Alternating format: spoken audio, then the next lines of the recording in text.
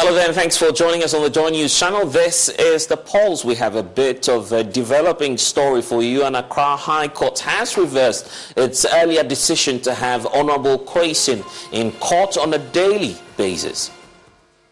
Are you satisfied with the outcome? Well, I mean, it's already been expressed, so I'm not going to comment further. But you are ready to get onto the campaign grounds now? I'm leaving court and going right down to the grounds, yes. So in terms of how it's going, you are confident that you have to win the seat once again? Already won. He's going to win. He's going to win.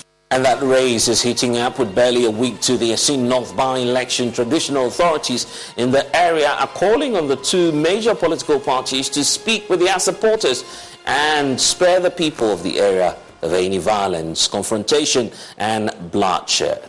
We'll get you the very latest, and we have more as Transport Minister Kweku Furesiama also says it will be counterproductive, not for the people, to vote against the NPP's candidate. We'll get you updates on what's been happening as many of the political parties are engaged in a number of activities there. Also this afternoon, the New Patriotic Party cannot continue to mislead itself with excitable slogans that will lead the party to nowhere. That's coming in from the former General Secretary of the party as it declares his intention to lead the NPP as its next flag bearer. In all humility, I am equipped to provide that sort of leadership that will restore the party as a genuinely united force that will make it possible for us to win the elusive third consecutive victory in 2024. And that decision by Kwabena Japan to join the lead pushes the NPP race into a super delegates conference. What will be his chances? We'll explain that to you here on The Pulse. We will also take you to the Tema Oil Refinery, where the Senior Staff Association of the company says that they are in full support of the controversial decision to lease the asset, which is considered to be of national importance. We have details for you. Is the asset which is considered to be of national importance. We have details for you. Very heated court session, Blay. We understand that the conduct of the AG came up strongly once again.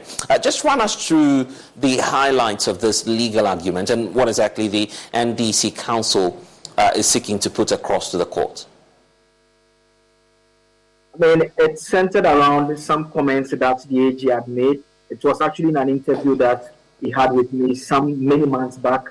It was after the Supreme Court had delivered a decision on the Kwesi matter, and he had made a point that Mr. Kwesi will suffer the same fate as Adam Musa Kande.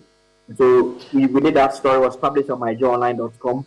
And Mr. Chikata reproduced that story and attached them to his exhibits in court to make a case that he believes that those comments means that the AG is effectively prejudicing the court against James Jachi Kwesi, in the sense that it is making it very difficult for Mr. Kwesi to have a fair trial. He says, as far as they are concerned, the Constitution guarantees the innocence of an accused person until the person is proven to be guilty. And so they believe that that particular point that was being made was not the right one to be made by the Attorney General. So they brought that to the attention of the court. The AG strongly objected to it and took the view that those documents that have been brought to the court should not be admitted entirely. He described them as being totally irrelevant. He said they were being advanced for absurd reasons, and that as far as he was concerned, those comments that he made were in a civil trial, and the reference in those publications, nowhere in the story of myjoyonline.com does it make the point that it amounted to a criminal case. He was purely commenting on a civil matter, and so those are not matters that he believes has any influence on the criminal trial that is taking place currently. And so he took the view that the court should not admit those particular things. But the court disagreed and admitted them into evidence, saying that it reserves the right to admit such matters if it considers it to be relevant. And as far as the claim has been made that he is making comments which amounts to a prejudice by way of the court proceedings, the court has the right to admit same and the court admitted those documents. And also we can see from the initial video we played that there's a huge level of solidarity from rank and file of the National Democratic Congress, with notable persons presenting themselves in court today to show support to the embattled James Gyakye. We just saw there the 2020 vice presidential candidate of the National Democratic Congress, the prof who's been with James Gyakye ever since this started. We saw the likes of Chikata, of course, who's defending the individual in court. Who else is showing up in court today? I mean, Kojo Bonsu was also present a short while ago. We know he contested for the NDC's presidential primaries. Not successful. He was also present to throw his voice. There were a number of members of parliament, former attorney generals, Marita Buapio, Betty Modi Brisu, legal practitioners, Ebiji Tamaklo, Tony Mita, a host of individuals in the legal fraternity and outside it in terms of affiliation with the NDC being present. I spoke to Kojo Bonsu, and he makes the point that he believes what is happening to Mr. Kwesi is simply unfair. For solidarity, yes. Excellence. What do you make of all that has been going on in terms of in relation to him? I think this is totally unfair, and we're going through the rules of the law.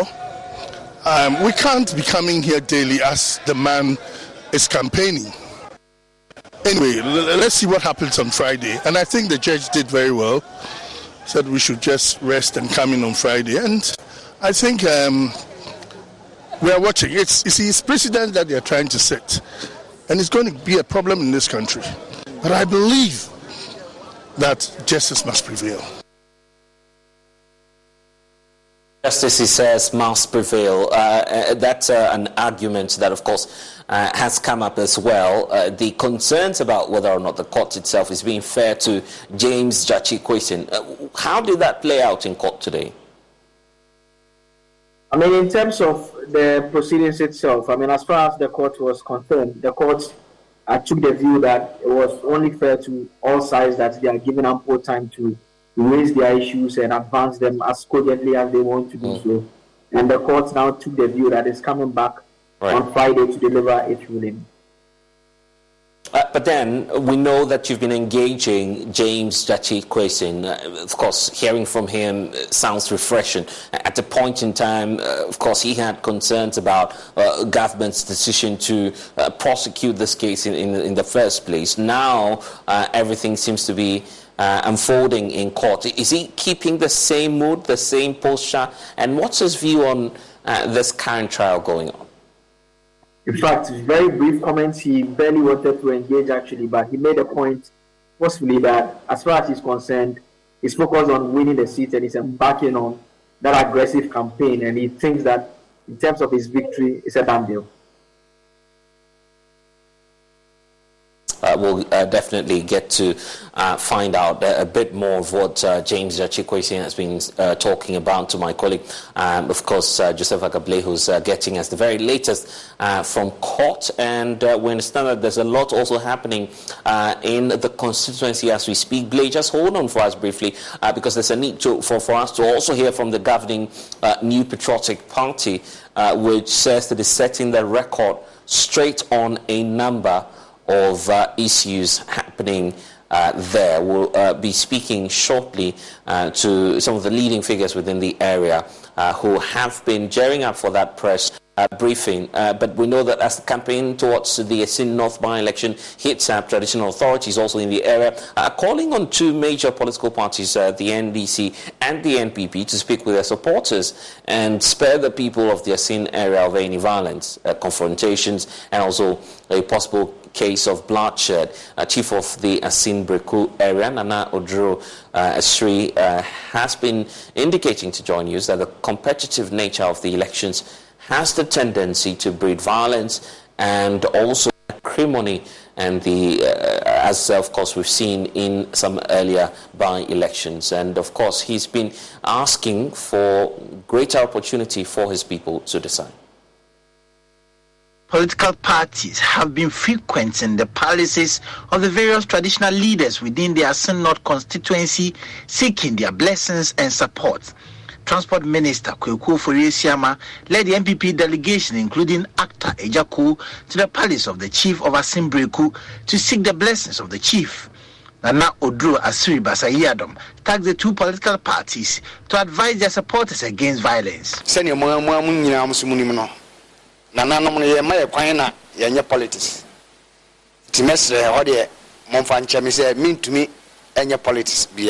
As you're all aware, chiefs are not supposed to be engaged in politics, and so forgive me. I am able to give you my support or otherwise.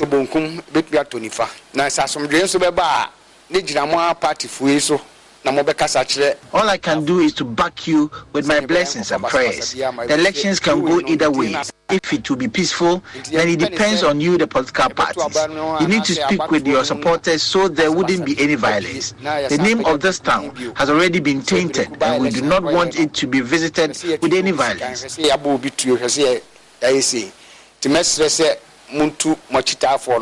We don't want to hear that because of the by-election someone has been shot or slagged with a machete or any other violent tendencies. So I will plead with you to speak with your supporters.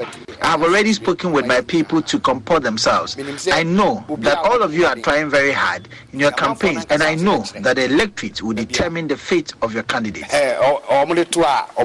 Transport Minister Kweku Ofori-Esiama outlined reasons why it will be unproductive for the MPP candidate to be voted against, and implored on the chiefs and the residents to rally around Charles Opoku for umbrella development.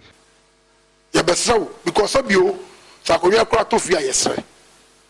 Now, maybe I'm not in some baby. NDC for no Kawaha. A political party had a contest near Ko. Then, almost here in Jim. So, you go inside. We came to plead with you because when a seat is vacant, we plead. And as we came here, we have heard a lot of things the NDC have been saying, that we are twisting the arms of George Achikwesin in order to grab the seat from him. In the central region, the NDC has 13 seats and we have 10. Why didn't we twist their arms to claim many of the seats from them? This is because the law does not allow us to do that. There are laws in this country, and the courts have duly given their judgment that something untoward happened as far as Joe Kwasin is concerned. Because young MPP for the Mra and the Yakuma. Okay, Mraka Nimuya. A couple of Dumotri. MPP Nawaso. This is small Biamanako. We have 18 months ahead of us, and the MPP is a party in power. And so if you are sending someone to represent you in this constituency, it is only proper and fair to choose the MPP candidate. If you send an NDC person, how will such a person... So you're ready to propose? Yes, I am. You got her parents' approval. You told her friends. And you got the ring. Well... Luckily, there's GageDiamonds.com with engagement rings in every style, for every budget, with certified natural diamonds, lab-grown diamonds, and moissanite. But I'd rather not drain my savings. Gage lets you buy the ring today and pay over time with no credit-needed financing. Brilliant! GageDiamonds.com. We're engagements. Middle name. Exclusions apply. Or it is he who is alleged to have committed a crime, he needs to explain. We don't have anything to explain. If he had not created this situation, there will be no need to be talking about court case. In fact, there will be no need to be in Asinorth right now as you and I speak to be conducting any by-election. And I have a firm belief, having heard things that I've heard here on the ground, that the NDC candidate intended to have his citizenship and assure himself that he will be in parliament before he renounced it. He did that in 2012. He came here and didn't renounce his citizenship. He wanted to contest. They disqualified him. Why since 2012? Why haven't he renounced his citizenship? If he knew that that was a standard he must meet in order to be able to become a parliamentarian. 2016, he came again. After he tried in 2012, came back with a Canadian citizenship, trying to go to parliament. So there's a premeditated agenda by him by some that's your claim. No, I'm just saying this is on record. This is sometimes let's not run away from the conversation. These are factual occurrences on record that he attempted to contest. The NDC people disqualified him in 2012. In 2016 he attempted. 2020 he came. All he wanted was to actually assure himself. He wants to be in parliament before he renounces things. And that our law does not allow for that. So he is in breach, clearly. And in fact, if you are just even looking at motive, right? If you are just examining his motive from 2012, you know, unless Mr. Jechikwesi wants to tell us that he doesn't know about Article 94(2)(a) in our Constitution. That is how come he came in 2012 when he knew that there was that law, and then he came with a Canadian citizenship wanting to contest. You understand what I'm saying? If he says that he doesn't know about 94(2)(a), then we'll probably pardon him. But even at that point, what business does he have to go to Parliament if he doesn't know that that law is in the But in all of this, is it worthwhile having the Attorney General pursue this case? There's the issue about the political will, when, of course, in Parliament, this is the same Minister of Justice who's seeking to push a bill that will reform our laws and allow dual citizens to hold parliamentary positions. So it's as though you're shooting yourselves in the foot as a government, communicating what your posture is on dual nationality. Blessed, as we speak, what is the law? Oh, that's what the law says, that it's not allowed. Yeah, so the law must be enforced. There is no guarantee that whatever bill is being pushed in Parliament will carry, right? If the bill doesn't carry, then what happens? In any case, are we assuming that, okay, because we are passing a bill, then, we prospectively begin to excuse people from its breach, right? We can't have a conversation like that. So what the state of the law is must be enforced. If tomorrow the law changes, then we adhere to that standard. Otherwise, we are not going to have a constitution that is worth its while. So we are interested in ensuring, of course, that's what Jechikwesi the last time when he was in Parliament on the 7th of 2021, January, when he was sworn in, he swore, right, to that constitution. So all the provisions of that constitution must be adhered to the letter.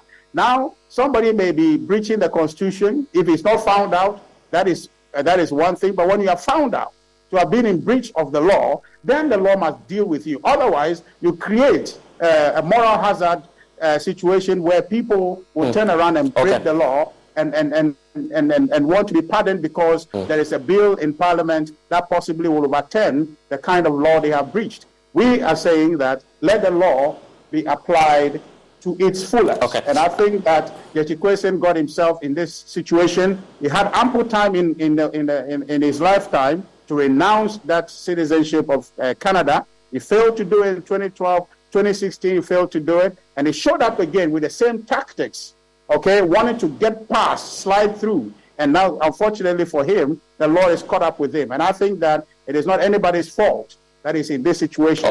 In fact, Blessed, he is not. Jechikwesi is not the victim. The good people of Asin North are the victim of Jechikwesi's conduct. Finally, the accusation has come up. You've, of course, swept that away as a political party, and yet it keeps coming up. And this time around, with some videos making rounds on social media, pointing to the fact that, not the fact, but the allegations that the New Patriotic Party is bribing or buying votes within the Asin North area. The latest footage depicting some individuals who look like constituents lining up or filing up for receiving some of the goodies that have been offloaded from a pickup. Why does this keep coming up about the New Patriotic Party, if indeed it's not true? Because this time around we've seen videos also going around suggesting same. Blessed, I see the video that you have sent me, obviously for me to look at. Is that a video you're talking about? Precisely, yes. Well, that video, do you know the location of that video, where that video was taken? Well, that's why I'm putting that to you as a political party, because... But then your description of that video is not accurate. It's not a video of people lined up to receive anything. That video you saw is at our campaign headquarters here in Asin North. Okay, so you agree that these are your people? I'm saying that, well, I'm telling you, so we have that video taken in a center where we have our campaign. I think in that video you sent me, you saw individuals in there that are possibly armed people. But what your description is what I don't agree with, to say that people lining up to receive something. Now, I don't know anywhere, any rule that says that we cannot have properties in our campaign headquarters. Okay, so I think that you just need to get a context right. Those are things that are... So what was happening then? What was happening then? From the position of... What did you see from the video? I have not seen the... So what was happening then? What was happening then? From the position of... What did you see from the video? I have not seen the...